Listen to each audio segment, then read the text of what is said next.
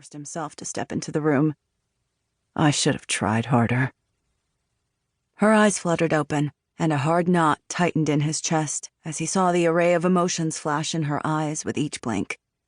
They changed from almost glad to see him to confused to angry, then to agonizingly sad, as the realization of her mother's death must have hit her again. She winced as she tried to push herself up in the bed with her good hand, but waved Cade off as he took another step toward her. I got it. He stayed where he was, not sure how to help her, and knowing she wasn't ready to accept his help yet anyway. It used to feel like walking on eggshells around each other. Now it felt more like landmines. The nurse had said she'd be able to leave before lunch, and she'd changed into the shorts and one of the t-shirts his cousin Bryn and neighbor Elle had bought for her when they'd come down to Denver after they'd heard about the accident. The t-shirt was red and yellow and referenced being a Gryffindor on the front. Nice shirt, he said. Thanks. Cousin Bryn and your other friend Elle bought it for me. Apparently they stalked me on Insta and figured out my size and that I love Harry Potter.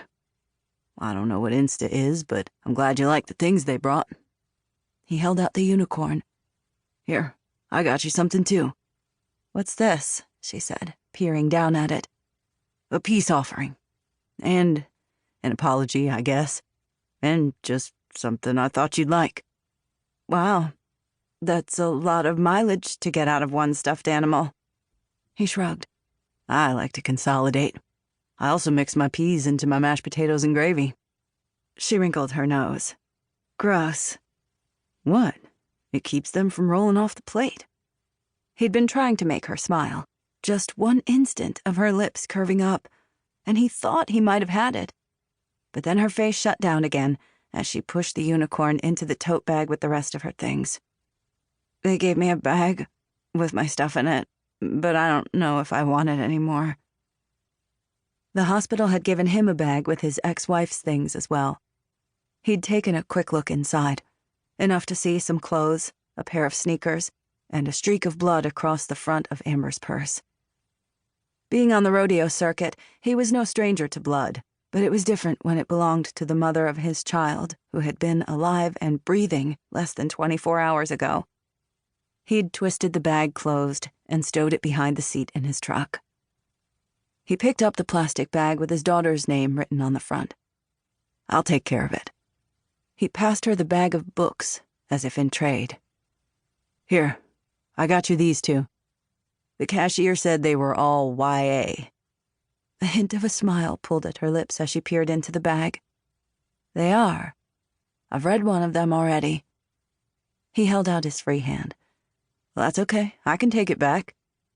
She shook her head and pulled the bag of books to her chest. No, I'll read it again. She narrowed her eyes, then barely lifted one eyebrow. The unicorn is cute, but you should have led with the books. He turned away to hide his smile. At least he'd gotten something right. A nurse pushed a wheelchair into the room. You ready to break out of this joint? She asked Allie. So ready. The girl pointed to the chair. Do I have to ride in that thing? The nurse crossed her arms over her chest. She'd been with them since the night before, and most of the morning, and seemed immune to his daughter's snark. First of all, yes, it's a requirement. And second of all, you're not going to be walking anywhere today. We're sending you home with crutches, and you'll be using those and that boot you're wearing for the next few weeks, at least. Fine. Allie plopped down in the seat. They had already completed the paperwork for her release, and Cade had taken a load of stuff down to the truck earlier that morning. He picked up the rest of her things and followed them down the hall. The drive up the pass took just over an hour, but felt like 5. The cab of the truck was thick with awkward silences and uncomfortable attempts at conversation. Mostly his. To say Allie wasn't thrilled about heading to Bryn's ranch was an understatement. She'd assumed they were going back to her house, but Cade wasn't ready for that. And he wasn't sure Allie was either. He promised her they'd go by her house on their next trip down, but for now, he was